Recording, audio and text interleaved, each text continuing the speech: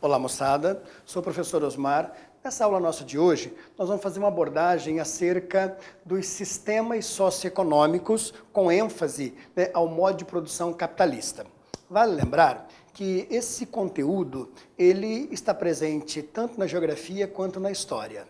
Portanto, o que a geografia se preocupa nesse contexto? É de trabalhar as questões da produção do espaço. Então, para nós interessa menos as questões históricas, a gente as utiliza, obviamente, para justificar a construção do espaço geográfico, mas mantendo a independência das duas áreas do conhecimento. A história, com as suas características, e a geografia com as delas. Bem, então, esse modo de produção capitalista, vale lembrar que, na história da humanidade, desde o momento em que o homem se organiza em sociedades, ele começa a organizar a sua, de forma estrutural, a sociedade onde ele vive. Tá? Então, regendo aspectos políticos, sociais, econômicos, E então, a cada momento da história, nós tínhamos uma forma de organização da sociedade.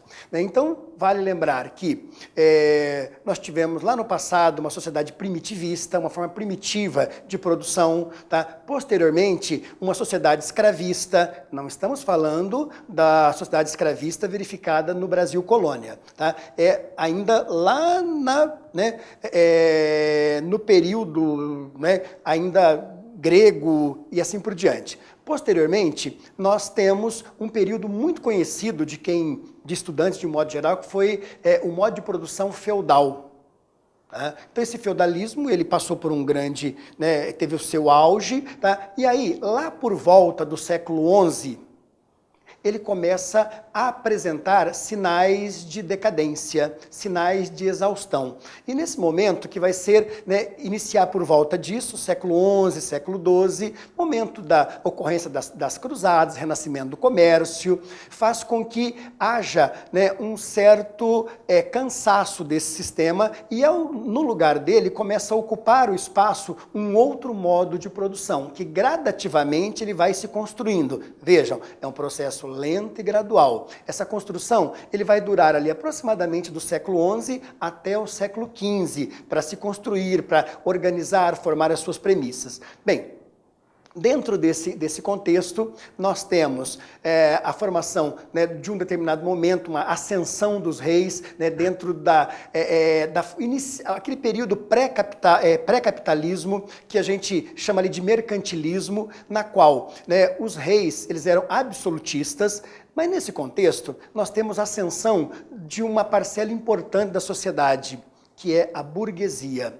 Essa burguesia, ela adquire poder econômico, e com isso ela começa então a questionar os reis.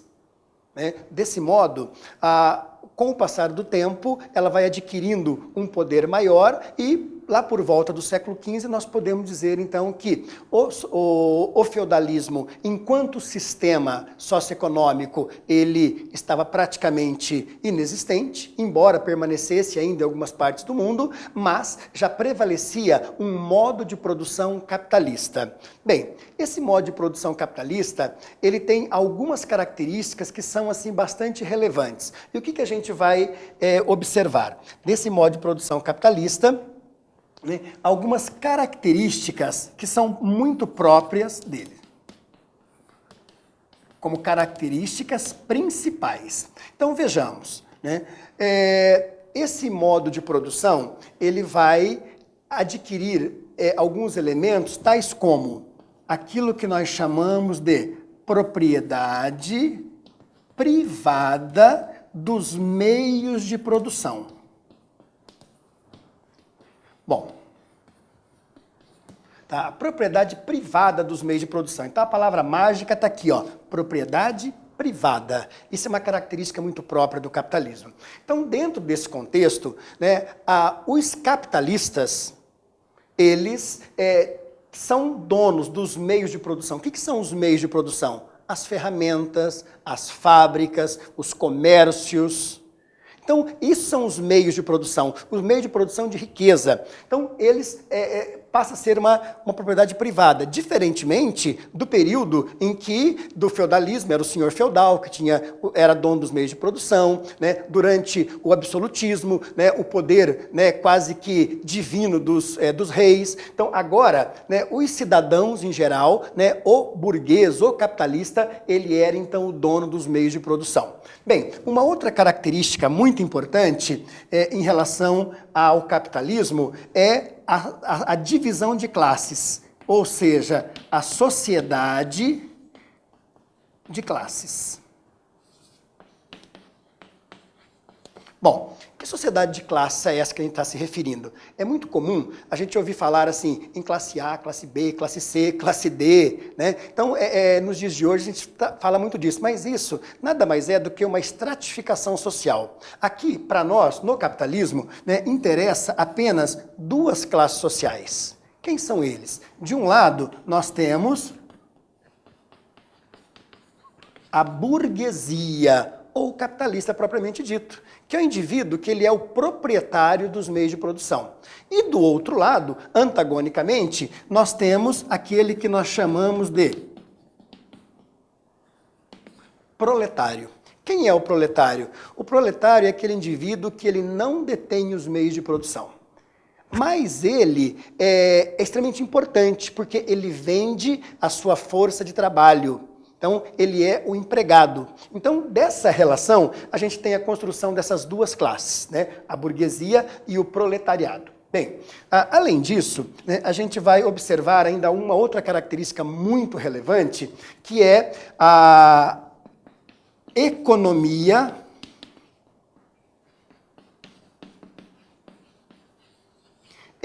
de mercado.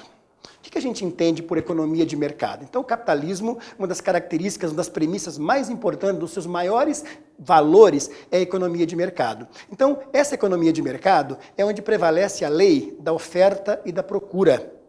Ou seja, né, dentro dessa lei oferta e procura, a gente vai ter o funcionamento dos mercados. Então, vejam só, isso tem uma capacidade, por exemplo, de interferir no preço, na qualidade dos produtos. Então, vejam só, se eu tenho uma mercadoria, né, que ela é rara, né, que a oferta dela é pequena, né, logo o preço dela tende a se elevar. A partir do momento que eu tenho uma mercadoria onde ela apresenta-se em grande quantidade, a tendência é que o preço dela venha a cair. Então, a sociedade, a economia de mercado, ela tem essa característica.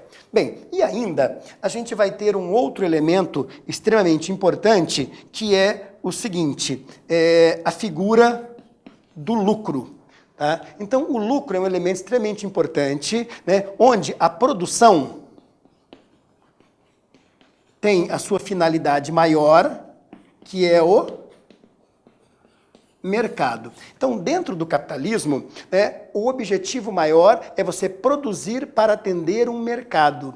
Esse mercado, então, ele vai consumir esse produto. Então, você tem a figura do consumidor, que ele vai, então, alimentar e realimentar esse mercado constantemente. Então, o lucro é uma característica importante e ele não é visto, né, como um pecado. Então, dentro do capitalismo, é uma necessidade. Se alguém tem uma atividade e essa atividade não promove o lucro, ele está fadado a deixar de existir. Tá? Isso é uma característica própria do capitalismo. Então, é através do lucro, né, que ele vai conseguir, então, o progresso econômico que vai permitir manter o seu negócio funcionando e, eventualmente, também crescer. Tá? Bom, esse capitalismo, com essas características, ele foi então sendo construído, né, ao longo do tempo. Podemos dizer que a partir do século XV nós já temos esse capitalismo já estruturado, mas ele vai estar passando ao longo dessa história por algumas fases. Então, né, fases do capitalismo. Né? O que vem a ser essas fases? Também se pode encontrar aí como sendo estágios, fases ou estágios do capitalismo. Bem, esses estágios, ou fases, a gente normalmente atribui 3 fases ao sistema capitalista. Então, a primeira fase, tá? A primeira fase ainda é aquela fase meio que pré-capitalista, né? Na qual a gente tem, né, a denominação de mercantilismo, tá? Ou então, conhecido também como capitalismo comercial. Ora, se nós voltarmos um pouco na história, a gente vai ver que o período das grandes navegações, né, que culminou com o descobrimento da América, né, o descobrimento e o início da colonização brasileira, ele esteve inserido dentro desse mercantilismo, dentro desse capitalismo comercial. Tá? Então, ainda é aquele momento ainda de transição, né, a transição final para o capitalismo, né, onde ainda era marcante a figura dos reis absolutistas, né? Então, o processo de colonialismo estava muito em voga. Vale, inclusive, lembrar, né, que nesse processo de colonialismo, inclusive aquilo que ocorreu aqui na América, nós tivemos, né, 2 grandes modalidades, né? O colonialismo, que nós chamamos de colônias de exploração, e as colônias de povoamento. O Brasil, propriamente, ele foi colonizado tendo em vista um processo exploratório. Portanto, né, no Brasil atribui-se, né, como colônia de exploração, na qual, né, os colonizadores, aqui no caso os portugueses, eles tinham interesse, né, em explorar, né, aquilo que a gente tinha à disposição, que no nosso caso eram metais preciosos, e também, devido às nossas características climáticas, nós fornecíamos uma série de produtos que a Europa não produzia. Tá? Vários deles. Nós começamos aqui, primeiramente, com o caso do pau-brasil, né, que era extremamente importante, né, no mercado europeu. Depois, né, a cana-de-açúcar, que produz um açúcar diferente daquele consumido na Europa, né, que era um açúcar vindo de outra planta, no caso a beterraba branca. Tá? E aqui esses produtos tinham assim, um valor comercial muito grande na Europa. Então, esse momento, a produção da riqueza, ela se dava através do comércio. Tá? Esse período, ele é um período relativamente longo e ele vai, né, chegar aí, né, até meados do século XVIII, século XIX, né, é quando a gente vai ter, né, acontecendo paralelamente um processo que vai ser conhecido como a primeira Revolução Industrial. Então, que vai ocorrer a partir de meados do século XVIII, por volta de 1750. Então, esses processos todos, eles vão levando a uma transformação nas relações desse próprio capitalismo. Então, com isso, a gente vai entrar naquilo que nós chamamos de segunda fase do capitalismo. E essa fase é aquela que nós chamamos de capitalismo industrial. Tá? Então agora já não é mais o comércio a atividade econômica mais importante, passa a ser então a indústria. Numa outra aula mais apropriada, onde vai se falar, né, dos processos industriais propriamente dito, entramos mais em detalhes. Mas aqui nós vamos ter uma mudança significativa, os paradigmas, né, de produção mudam, de produção de riqueza, eles acabam alterando essa relação toda. Bem, esse processo, ele vai ser responsável pela promoção muito grande de riqueza. Todavia, essa riqueza, ela atinge um nível de concentração muito grande nas mãos de alguns poucos países e mesmo dentro desses países, nas mãos de alguns poucos burgueses. Então, a burguesia, né, o capitalista, ele se enriquece, né, enormemente, enquanto que os proletários tinham uma vida extremamente sofrida, trabalhavam quantidade enorme de horas por dia, recebiam valores que não eram suficientes à sua subsistência. Então, esse foi um processo na qual, né, nós vivenciamos durante essa fase do capitalismo. Inclusive, né, no decorrer do século XIX, essas contradições do capitalismo, ou seja, que contradição é essa? o sistema socioeconômico que tem uma capacidade enorme de produzir riquezas é o mesmo sistema que produzia uma leva, uma horda de empobrecidos, de miseráveis. Tá? Então, não havia as regulamentações que nós temos hoje em alguns países. Então, né, por isso, né, esse próprio sistema, esse próprio momento do capitalismo, ele acabou sendo, de certa maneira, o fermento, né, para o surgimento de algumas teorias que tentavam contradizer o capitalismo, que mais à frente, né, nós vamos ter o socialismo como sendo aquele que se materializou propriamente. Tá? Então, com isso, nós temos essa segunda fase. Bom, nessa fase, vale lembrar que houveram grandes avanços. Né? Nós vamos ter, né, muitos acontecimentos dentro desse período, tá? Que vai desde a própria Revolução Francesa, passando, né,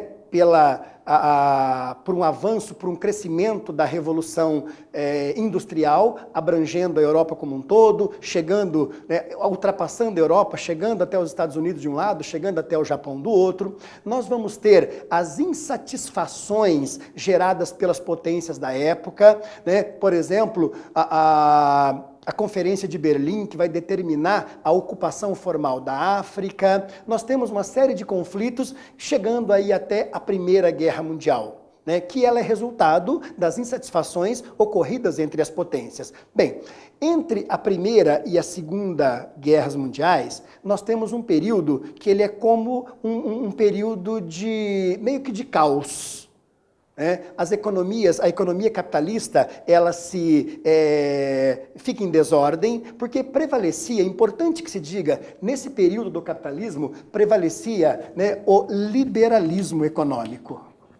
Tá? Então, o que é o liberalismo econômico? Baseado, né, nos estudos de Adam Smith, né, ele pregava que no capitalismo liberal, né, o Estado ele tinha que ser mínimo. O Estado não podia se incomodar, não podia intervir na economia. Era o mercado que devia reger a si mesmo. Então, as leis de mercado seriam suficientes para se autorregular, para manter os preços em condições favoráveis e produtos com melhores condições de qualidade. Tá. Esse modelo, ele chega ao esgotamento. Tá? Tanto é que o pós-Primeira Guerra Mundial é um período de grandes transtornos, né? A economia mundial se desregula, nós temos uma série de problemas ocorrendo, né, em várias partes do mundo. A década de 20 é particularmente uma década bastante problemática. E como algumas questões importantes que a gente pode estar usando como exemplo, no final da década de 20, 1929, nós temos o quê? A quebra das bolsas de valores.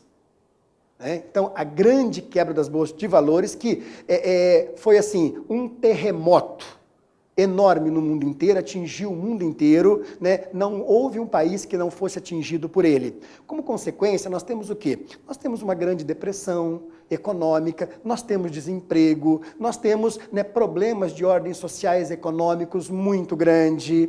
Né? É dentro desse contexto que lá na Europa vai começar a surgir de uma maneira materializada o nazismo, né, que depois vai se concretizar com a figura de Hitler, né, e o seu processo de retomada do crescimento, de busca pelo espaço vital, né, e onde que ele foi buscar essa questão? Lá no determinismo geográfico, né, na qual haveria uma necessidade, né, de que a Alemanha restituísse o seu espaço, o seu poder econômico. Bem, chegamos à Segunda Guerra Mundial, né, com todas as questões que não vem ao caso agora a gente né, comentar, mas, né, terminando a Segunda Guerra Mundial, né, o mundo está ainda mais desordenado.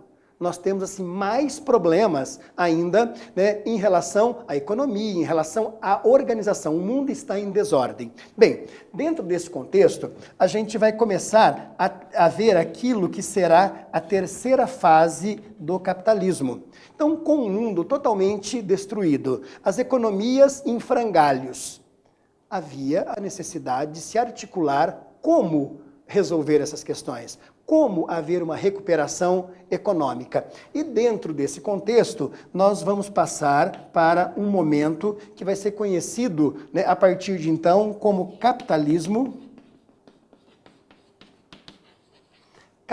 financeiro. Me parece que o próprio nome já nos responde.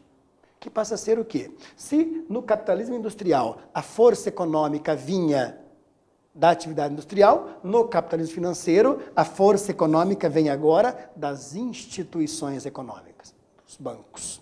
Né? Então, quem é que vai ter condições de financiar, né, a reorganização, a recuperação econômica do mundo vão ser as grandes corporações financeiras. E dentro desse contexto, né, a gente passa a ter um domínio que, trazendo para o nosso tempo, estamos aqui, né, no século XXI, né, e essa estrutura, ela continua ainda valendo, né? Essa máxima, ela continua prevalecendo. Nos dias de hoje, quais são as estruturas econômicas que realmente têm o controle da economia nos países e no mundo como um todo? São as grandes corporações bancárias, né? As grandes instituições financeiras. Vale observar, nós cidadãos comuns, nós dependemos de um banco para tudo, desde a pagar nossas contas, financiar nosso veículo, nossa casa e assim por diante. Nós não trabalhamos sem um banco, não adianta a gente se rebelar e dizer que nós não vamos mais depender de um banco. Então, um exemplo simples como esse denota, né, a influência do sistema financeiro sobre os seres humanos, sobre as organizações de um modo geral. Então, a partir desse momento, a gente vai ter, né, a formação de grandes conglomerados, então instituições bancárias, grandes companhias financeiras começam a intervir, inclusive, no sistema industrial, né? Então, grandes organizações começam a adquirir, né, fábricas, grandes comércios, etc. Então, isso vai fazer com que tenhamos também um período de grande formação de grupos de monopólios. Então, é onde vai aparecer com maior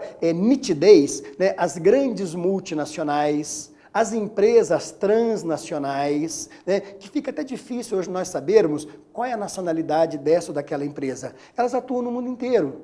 Então, nós não conseguimos ter assim uma noção de que se trata, né, de uma empresa de um país ou de outro. Então, até essa conotação transnacionais são empresas que estão presentes em várias partes do mundo. E a grande maioria delas tem como seus maiores acionistas as grandes corporações financeiras, os grandes bancos, que afinal de contas são eles que regem, né, toda a economia mundial e as nossas vidas por consequência.